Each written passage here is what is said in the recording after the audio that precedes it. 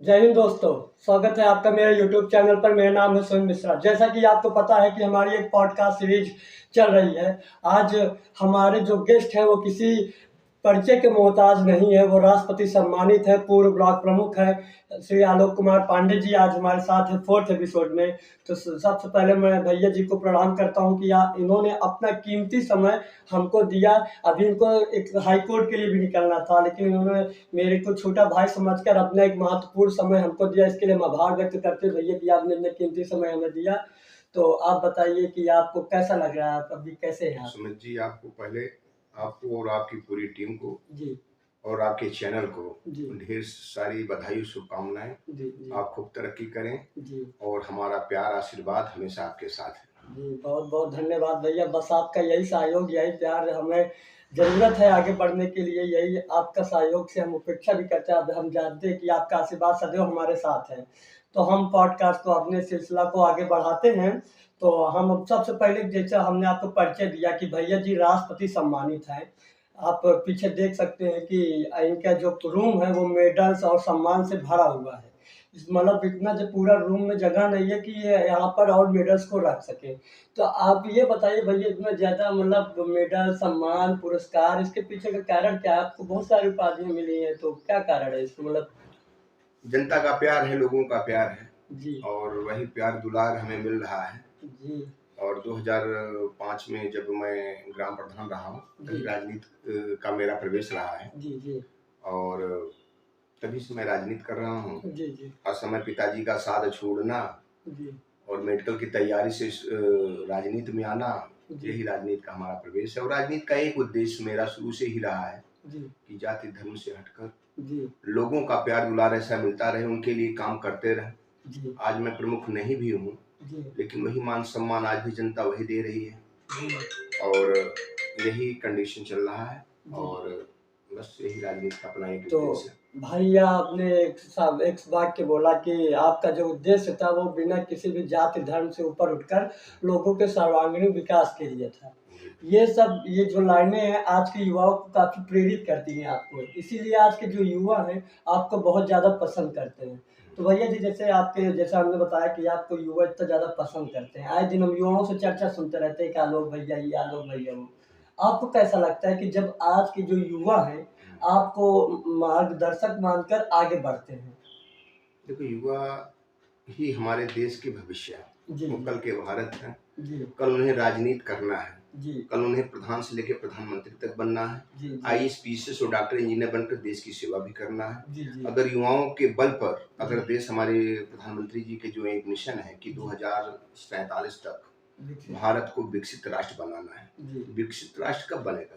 जब हमारा युवा चाहेगा। जी जी जब बिल्कुल। युवा हमारा संपन्न रहेगा, युवा हमारा आगे बढ़ेगा, युवा हमारा ईमानदार होगा, जी तभी तो आगे बढ़ेगा। जी बिल्कुल बिल्कुल। तो बस युवाओं से यही अपील है जी कि आप लोग नशा पत्ती से दूर हटकर जी जिस फील्ड में एक एम बना करके, जी स्वामी विवेकानंद जी ने भी कहा है कि उठो जागो और जब तक अपने लक्ष्य की पूर्ति ना करो तब तक चलते रहो। जी जी एक लक्ष्य बना के वो काम करेंगे। और जिस भी फील्ड में, अगर खेलों के फील्ड में जाना चाहते हैं तो हम समझते हैं कि देश के लिए गोल्ड जीतें जी ओलंपिक में या इस रिगार्ड में और भारत का नाम रोशन करें। जी और शिक्षा के क्षेत्र में भी अगर जाना चाहते हैं तो आईएएस, पीसीएस, डॉक्टर इंजीनियर बनकर देश की ईमानदार, हम समझते हैं, अधिकारी बने। जी और राजनीति के भी क्षेत्र में जाना चाहते हैं तो प्रधान से लेकर प्रधानमंत्री बने, लेकिन जिस फील्ड में रहें, ईमानदारी से काम करेंगे, तभी हमारा देश विकसित राष्ट्र बनेगा। जी बिल्कुल। ये बातें आपको, हमको सभी को, हमारे जैसे युवाओं को विचार रखने वाले जरूर प्रोत्साहित करती हैं। आपने जो ये बातें बताई, हम इसको आपको 100% करते हैं कि हम अपने जीवन में उतारने का पूरी कोशिश करेंगे और उतारेंगे भी। हम ये आपको आश्वासन देते हैं। यही आपका मार्गदर्शन हम लोग को उत्साहित करता है आगे बढ़ने के लिए। तो भैया, जैसे आपने बताया कि प्रधानमंत्री मोदी जी का जिक्र किया कि 2047 तक उन्होंने विकसित भारत का लक्ष्य रखा है। तो मुझे लगता है कि, और युवाओं को भी लगता है कि मोदी जी से काफ़ी ज़्यादा प्रभावित हैं।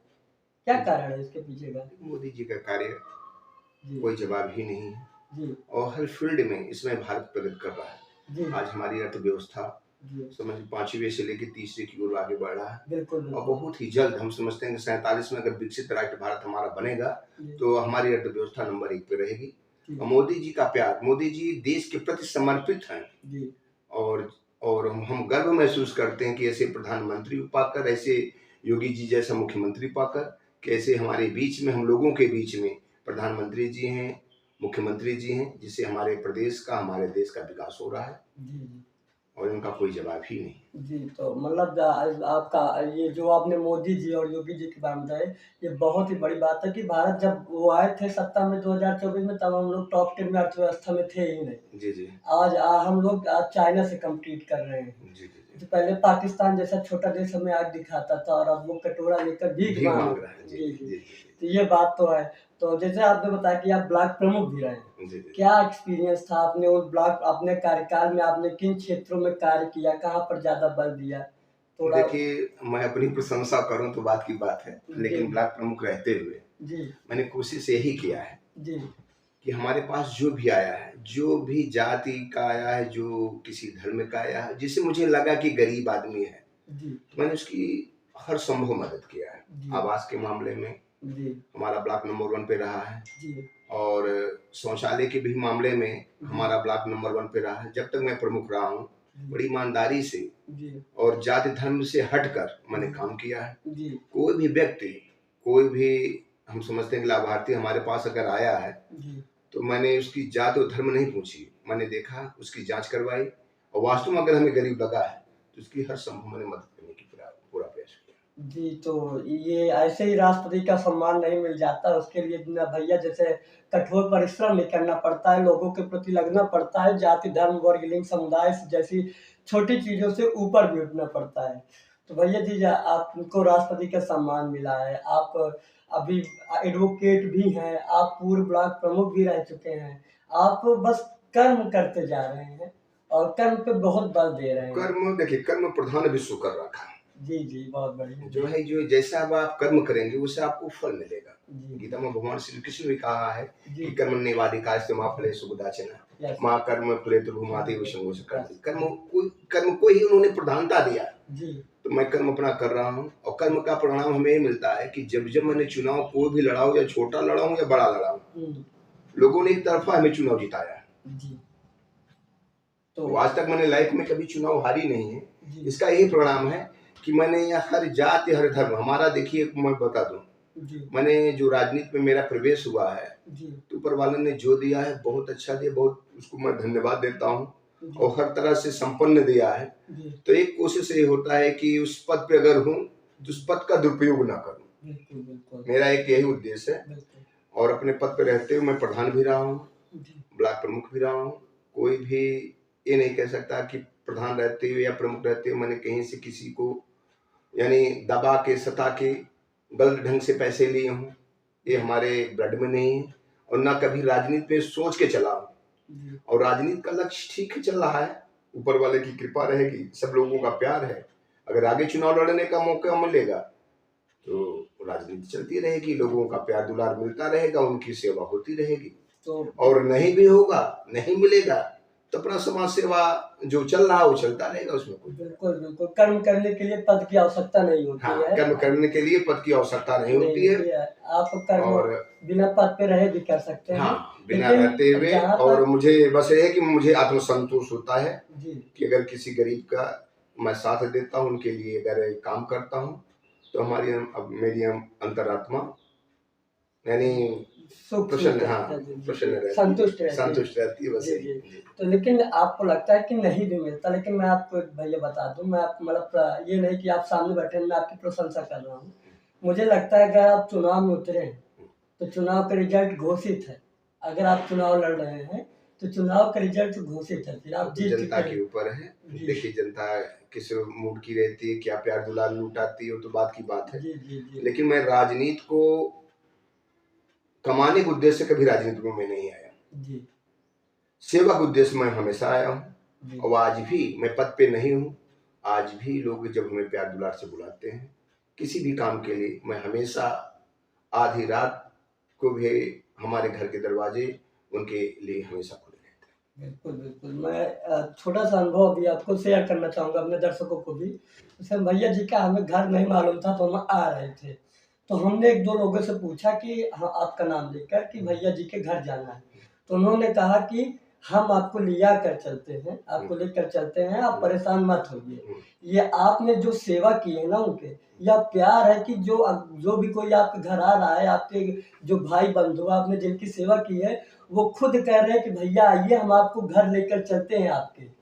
यह बहुत बड़ी बात है, वरना आज वाला कोई परिचय रास्ता भी नहीं बताता कि हाँ इनका जगह ये है, इनका घर ये है। नहीं नहीं, इसका कारण सबसे बड़ा है, मैंने कभी किसी के साथ अन्याय नहीं किया है। जी, जी, वही बात है और ना। लोग कहते हैं, हमारे पड़ोस के भी लोग हैं, जी, आज भी बड़ा मान सम्मान प्यार देते हैं। जी, और मानव जीवन मिला है तो उस मानवता को इंसान को दर्शाना चाहिए। जी, घमंड इंसान को गद की आज पद पे हूँ कल नहीं हूँ, जी, अगर आप घमंड करेंगे तो घमंड तो हम समझते कि रावण का भी नहीं चला है। जी, जी, तो उससे बड़ा बलशाली कौन था? कोई तो नहीं। समय और सत्ता ये तो आता जाता रहता है। समय मिट्टी का धूल है। हाँ, बस वही है कि मैं पद पे रहा हूँ, उसी रूप में मिला था, और आज नहीं भी हूँ उसी रूप में मिलूंगा।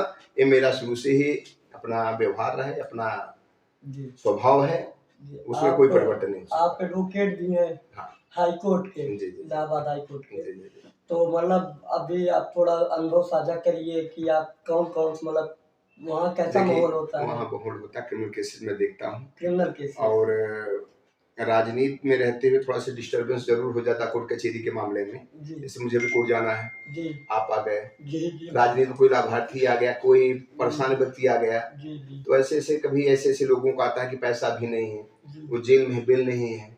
जी, तो एक अनुभव मैं अपना बताता हूँ कि एक रिक्शा चालक ने जेल से लेटर हमें लिखा जी, कि प्रमुख जी हमारे पास पैसे नहीं है, जी, और बीबी हमारी आपके पास जाएगी, आप पेपर देगी, पैसे हम आएंगे, जेल लग के आने के बाद आपको मैं पैसा दूंगा, प्लीज हमारा जमानत आप करवा दीजिए।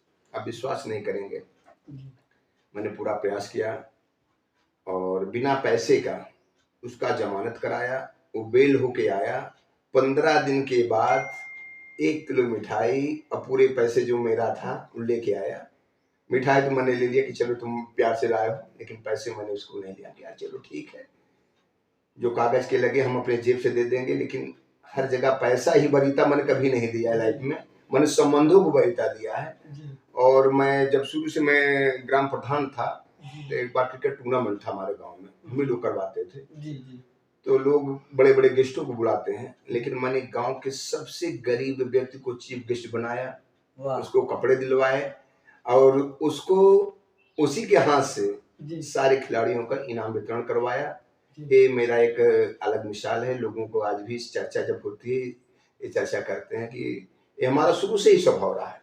अब जैसे आपने किया बताया कि आपने एक सबसे गरीब व्यक्ति को आपने चीफ गेस्ट बनाया, जी। तो मुझे एक मोदी जी का किस्सा याद आता है कि उन्होंने भी क्या किया था कि जो मंदिर के निर्माण करने वाले थे, जी, उनके पैर धुले थे, सेवा किए थे। जी, तो आप जो उनकी छवि है ना वो आपके अंदर दिखाई देती है। जी, जी। तो ये जरूर हम लोग को नहीं, प्रोत्साहित मोदी करती जी है। बहुत बड़े इंसान हैं, जी, हमारे देश के प्रधानमंत्री हैं, जी, उनकी छवि बहुत ऊंची है। जी, हम तो सूरज के एक दीपक के समान हैं, जी, मोदी जी तो सूर्य ही हैं। जी, उनकी तुलना करना तो हम समझते हैं कि मैं अपने आप को असहज महसूस कर रहा हूँ, लेकिन उनके मार्गदर्शक, जी, जी, हमारे मार्गदर्शक, उनके पग चिन्हों पे चलने का पूरा प्रयास कर रहा हूँ। जी। ये अपनी राजनीति की सबसे बड़ी बात है। उपलब्धि है, बात जी, है, जी, विचारधारा है। जी, तो आपका यह बहुत ही बड़प्पन है, लेकिन ये आपकी जो सहानुभूति, आपका जो दिल है, आपका बहुत विशाल है कि हमको दिखाई दे रहा है, आपकी बातों से पता चल रहा है।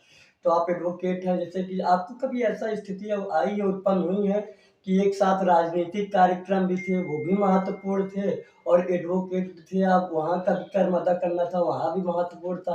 आप बीच में फँसे थे कि किधर जाएँ, इधर जाएँ, इधर जाएँ, ऐसी कभी स्थिति आई है? देखिए, लाइफ वही है जिस लाइफ में स्ट्रगल, जी, और स्ट्रगल का दूसरा नाम ही लाइफ है। जी। तो ठीक है, चलता रहता है, और थोड़ा सा मैनेज कैसे डिस्टर्बेंस करते हैं? मैनेज हो जाता है, मैनेज होता है। कभी जी, कभी कोर्ट में जाना पड़ता है, पार्टी की भी दिशा निर्देश का पालन करना पड़ता है कि आज वहाँ मीटिंग पहुँचना है, अब पता लगा कि वहाँ पे बेल है। जी, तो ये है कि दोस्तों की बात आ जाती, फोन कर देता हूँ अपने सीनियर, अपने मित्रों से कि भैया देख लीजिए फला कोर्ट में फला नंबर पे लगा हुआ है, जी, तो मैनेज हो जाता है, बात होती है, ऐसी बात नहीं है।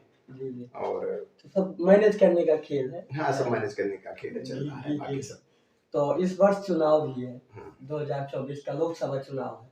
क्या लगता है आपको कौन मोदी सा? जी पुनः आ रहे हैं 400। 400 पार। जी, पूर्ण चार- विश्वास है। पूर्ण विश्वास है मोदी जी आएंगे, 101% विश्वास। हम तो समझते हैं कि विपक्ष पूरी तरह से गायब है।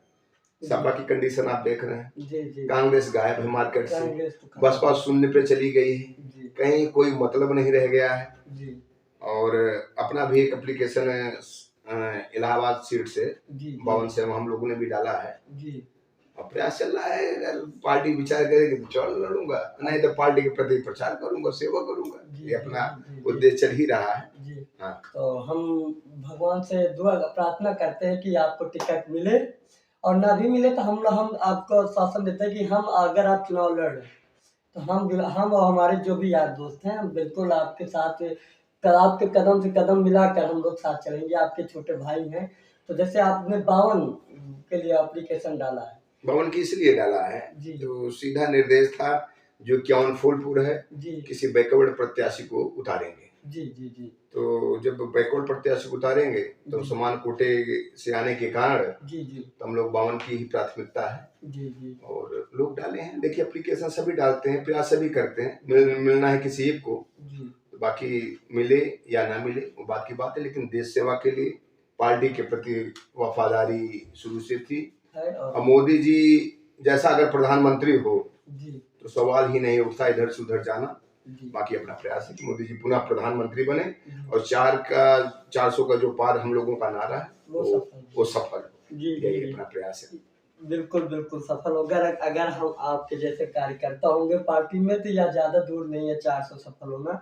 तो आपके मतलब हमारा पॉडकास्ट का जो है वो अब समाप्ति की ओर है। हम जैसे कुछ आपसे क्वेश्चन पूछेंगे, 3 सेकंड के अंदर आपको जवाब देना होगा।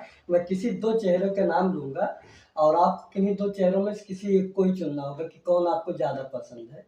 ठीक है ना? मोदी जी या योगी जी? मोदी जी। मोदी जी। मोदी जी या अटल बिहारी वाजपेयी जी? मोदी जी। मोदी जी। प्रयागराज में आप मतलब आप प्रयागराज की भूमि से आप एमएलए बनना चाहेंगे या फिर सांसद बनना चाहेंगे?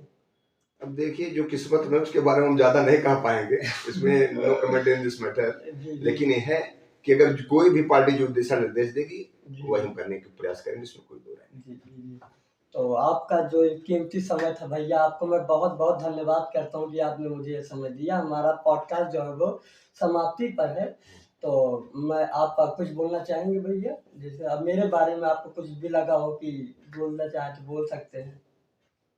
आपको ढेर सारी बधाई, शुभकामनाएं। जी आपका चैनल खूब तरक्की करे, जी आप भी तरक्की करें। जी जो भी उद्देश्य बना के आप लाइफ में चल रहे हैं, जी ऊपर वाला करे आपकी सारी मनोकामना पूर्ति हो, जी जी और ईश्वर से यही प्रार्थना है। जी।